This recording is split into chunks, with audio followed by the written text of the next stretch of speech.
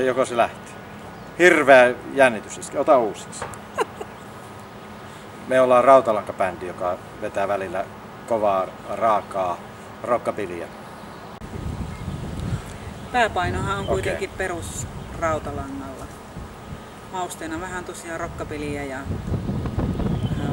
rukahtavaa musiikkia ja mitä milloinkin keksitään. Twisti. Biisit on pitkälle vanhoja hengellisiä lauluja ihan uusilla rockabilly- tai rautalanka-sovituksilla ja kastella, mutta kyllä näissä evankeliumia ylistetään näissä biisissä. Varmaan meillä on ollut sellainen ajatus myöskin tässä, että näillä tällaiselle monille ehkä suurten ikäluokkien tutuille melodioille ja tämmöiselle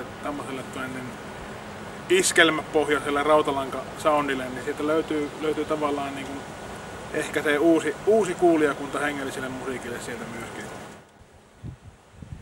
Kun teillä ihminen lähtee konsertin jälkeen kotiin, niin mikä on se ajatus, mitä te niin kuin toivoisitte, että hän mukaansa vie sen konsertin jälkeen? Että hän saa jotain lohtua matkaansa, jotakin ajatuksia ja lohduttaminen on suuri asia, niin kuin nyt kristillisessä sanomassa.